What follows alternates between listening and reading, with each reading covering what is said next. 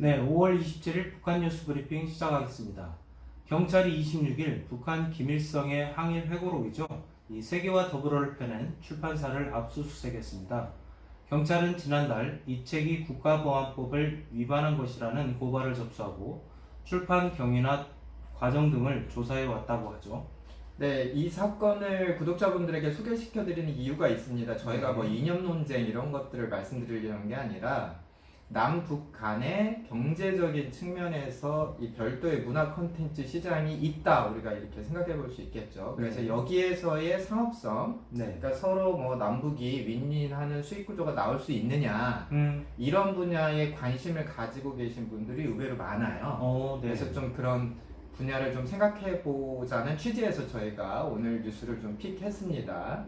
그런데 이제 이 컨텐츠 시장을 순수하게 시장 논리만 놓고 보더라도 이 국민 정서상 좀 풀어야 될 문제가 있죠. 그러니까 예를 들면 우리 국민들 입장에서는 그 김정은 일가, 또 북한의 이 지식 산업이나 컨텐츠 산업이라는 것이 모두 국가 프로파간다입니다. 그래서 아무래도 김정은 일가와 관련된 내용들이 양적으로 질적으로 굉장히 많거든요.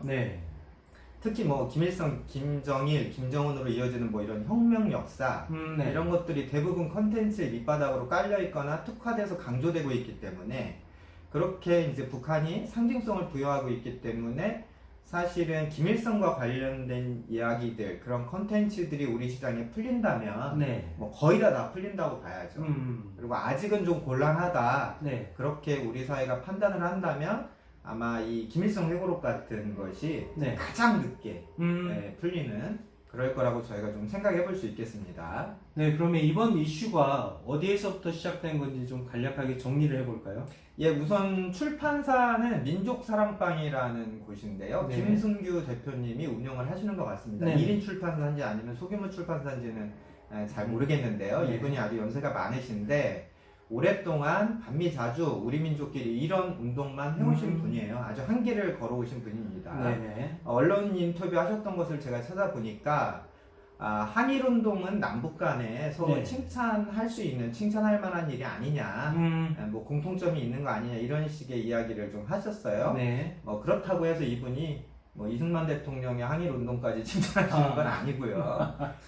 이분이 이제 1990년대부터 북한의 잡지나 뭐 CD 컨텐츠 이런 것들을 가져와서 좀 국내에서 소개하는 일을 하셨답니다. 그 과정에서 특수자료인가 이런 것도 좀 받았다고 주장을 하고 계시고요.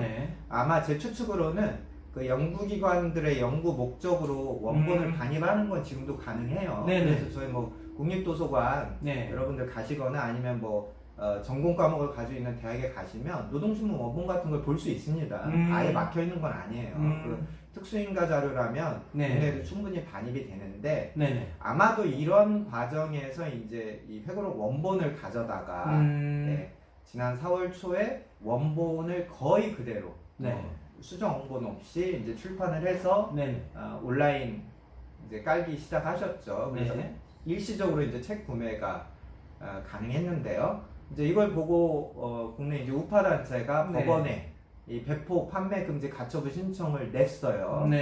그래서 이제 하셨던 말씀은 헌법상 인격권 뭐 이런 얘기를 하면서, 그러니까 쉽게 풀어드리면 이런 겁니다. 김일성이 반인도 범죄자인데 김일성을 미화하는 책을 우리 이렇게 깔아놓는 거 우리 국민들의 좀 기본권, 인격권 침해 아니냐. 그래서 안 되게 좀 법원이 막아달라. 이렇게 주장을 했습니다. 이 신청을 받은 법원은 기각했어요. 여기서 이제 기각이라는 것은 이 회고록 내용이 뭐 맞냐 틀리냐 좋냐 나쁘냐 이걸 판단하는 게 아니라 가처분 신청을 낸 사람이 이런 신청을 낼 자격이 있는 사람인지 혹은 그 사람의 주장이 맞는지 이걸 따지는 건데, 이 신청을 했던 사람들이 이 책의 출판으로 인해서 어떤 피해를 보는 건가, 이런 것들이 좀 모호하다.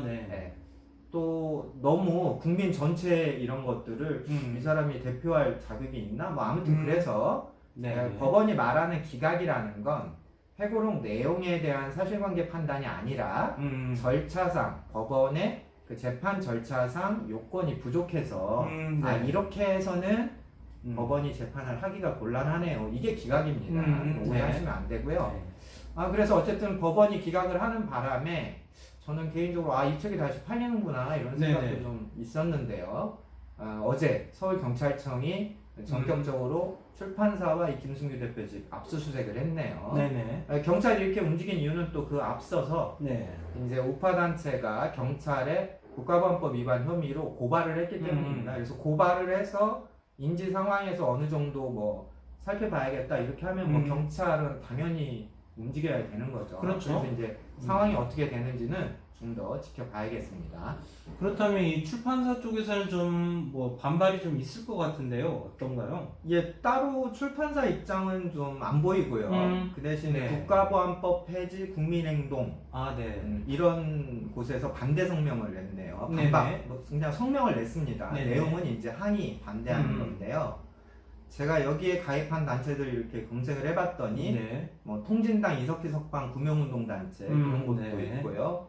또 조국통일 범민족연합 남측본부, 또 경기 진보연대, 광주 진보연대, 인천 자주평화연대 딱 들어보면 그쪽 분들이 리딩을 하는 그런 것 같아요. 네. 어쨌든 국가보안법 폐지 국민행동 여기가 된 성명을 보면 우리 사회를 국가보안법이 날뛰는 과거로 네. 되돌아가려는 공안당국의 시대착오적 딴지 걸기 뭐 이렇게 딱 문구가 나와 있었습니다. 그래서 저는 이걸 보면서 여기서 공안당국이 누구를 말하는 건지, 그러니까 문재인 정부가 그렇다는 건지 아니면 경찰이 그렇다는 건지 사실 이런 걸 좀 따지고 성명을 내려면 그러니까 청와대를 찾아가시거나 아니면 더불어민주당을 찾아가야 되는 거 아니냐. 그래서 국가보안법 빨리 폐지해라.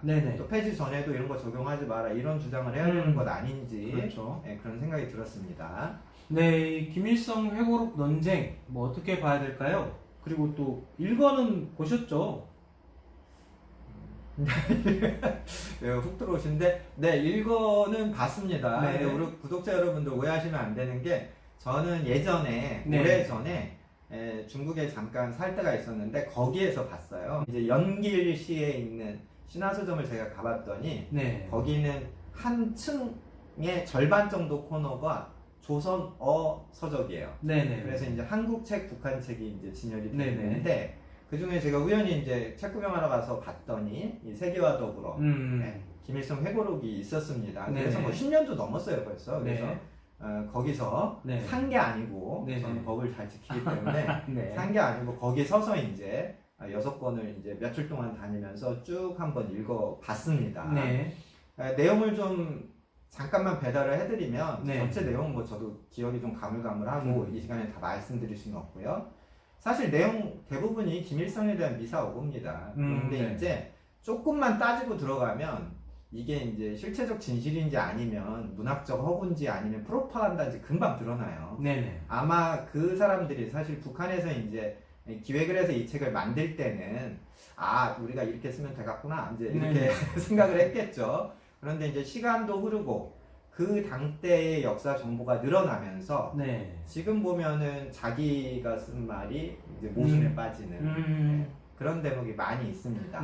예를 들면 김일성의 어머니 강반석, 이름이 반석이에요. 그 이름이죠. 강반석에 대해서는 초반의 책에서는 뭐 한일의 여장군 뭐 이런 식으로 미사오구가 나오는데 책의 중반부터는 이 강반석의 인생 후반 얘기가 쏙 빠집니다. 그런 것도 보면 측면들이 있어요. 또 당시 김일성을 따라다니던 그 측근들의 어떤 뭐 수준이 글은 읽을 줄 알았는지 또 교양 수준은 어땠는지 정세를 읽는 수준은 어땠는지 이런 것들도 거기를 좀 엿볼 수가 있고요. 사실 북한에서 오신 분들 중에서 이 회고록 읽었다는 분들이 생각보다는 많지 않습니다. 북한 인민들 입장에서는 이건 역시 전시용이에요. 그러니까 뭐 대학에서 혁명역사 전공하는 학생들이나 또 그런 관계자들, 선전일꾼들, 교원들이나 또 놓고 보는 거지. 뭐 보통 인민들이 뭐 팔자 좋게 이 책 읽을 시간도 없고 또 그만큼 분량의 책도 공급되어 있지 않습니다. 그 김승규 대표님은 언론 인터뷰에서 이 책에 대해서 이렇게 설명하셨네요. 만주벌판에서 항일무장투쟁을 전개했던 기록.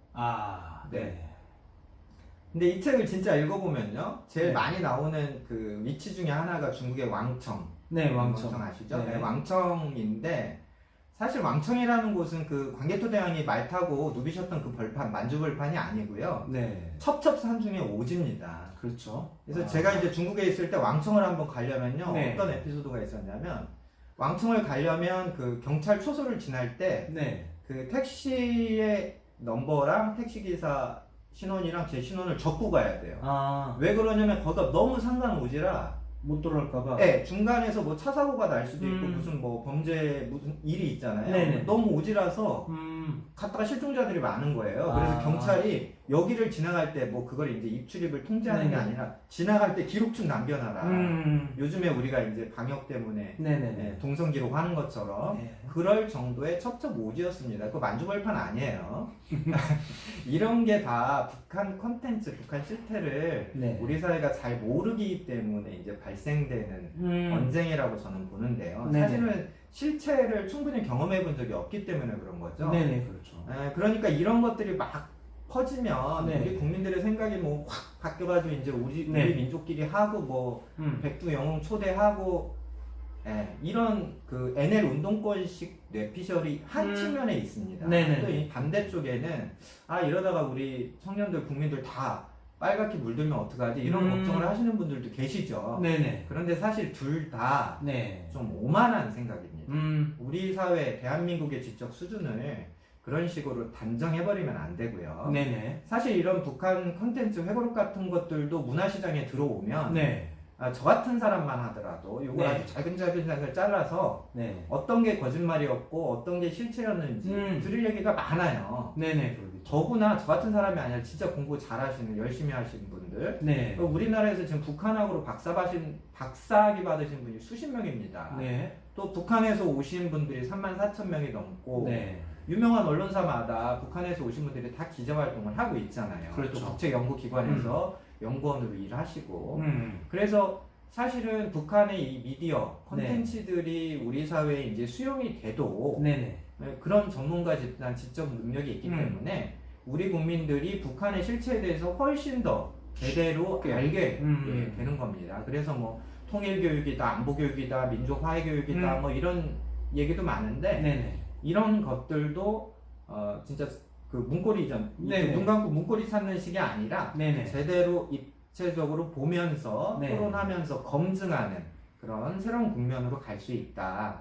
그래서 제 주장을 좀 거북하게 들으시는 분들도 계시겠지만 네네. 사실 저는 개인적으로 네. 저희 회사 입장에 제 개인적으로는 이번에 좀 출간이 됐으면 좋겠다 그런 바람이 있었어요. 네네. 그래서 걱정하시는 분들도 좀 있으신 건 제가 아는데 좀 우리 사회, 우리 네. 젊은 세대들의 지적 수준과 검증 실력에 대해서 좀 신뢰해 주시면 어떨까 이런 말씀을 드리겠습니다. 네, 다음 소식입니다. 남측의 민간업체가 북측과 물물을 교환하는 방식의 교육을 추진하고 있지만 이 북중 국경이 봉쇄돼 있어서 성과가 없다는 기사가 나왔어요. 예, 기사를 보니까 통일부 당국자 이렇게 나왔는데요. 네. 아마 26일에 통일부에서 기자들과 뭐 만남을 가진 모양입니다. 보통 네네. 기자들이 당국자라고 쓰면 네. 이제 통일부의 이제 뭐 정부 부처에 있던 실장, 국장님들을 보통 당국자라고 쓰고 네네. 뭐 차관, 장관으로 넘어오면 이제 고위 당국자 그렇죠. 이제 이런 식으로 쓰는데요. 뭐 대변인이 통일부 네. 출입 기자들과 뭐 간담회를 했나 뭐 이제 이렇게 저는 생각을 해봤습니다. 네. 통일부 이야기를 기사에서 보면 네. 남북 간에 이제 소규모 물물 교환을 추진을 해 왔는데 실제로는 잘 안 됐다 뭐 이런 내용이에요. 네. 몇몇 교육 업체가 북측과 이제 협의를 계속 하고 있다고 하는 것 같습니다. 네네. 접촉은 주로 전화나 팩스, 네. 대면 접촉은 아직은 없는 것 같고요. 네네. 기본 아이디어는 우리는 이제 쌀이나 의약품을 북한에 주면 네. 북한에서는 뭐 생수, 네. 뭐 맥주나 술 이런 것들을 네. 뭐 이렇게 받는 걸로 교류를 좀 하자 이런 것들인 것 같아요. 네네. 또 한편으로는 금강산 관광 재개를 위해서 네. 통일부 차원에서는 뭐 이장 가족이나 실향민들의 개별 방문 이게 뭐 말이 되는 건지 저는 이해가 안 되지만 네. 어쨌든 개별 방문을 아이디어로 갖고 있다 이런 얘기도 나왔고요. 남북 관계를 간단하게 결산을 해보면 네. 올해 5월까지 북한을 간 남한 사람도 없고 남한에 온 네. 북한 사람도 없다 한 건도 없었다 이렇게 확인이 됐네요. 네네. 그리고 북한 주민을 접촉하겠다는 신청은 통일부가 총 75건을 오케이 승인을 했습니다. 그런데 네. 그중에 한 절반 이상은 네. 기존의 경협 사업을 하시던 분들이 네네. 북한을 이렇게 자꾸 노크하느라고 신청하셨던 것 같아요. 네. 결과는 뭐 방북 방남은 없었기 때문에. 그래서 북한의 이제 대남 태도가 네. 아주 견고하고 확실한 것 같습니다. 뭐 남한하고는 이런 소소한 것도 하기 싫다. 그런 것 같아요. 이런 분위기를 저는 기사에서 읽을 수 있었네요. 네, 오늘 북한 뉴스 브리핑은 여기까지입니다. 감사합니다.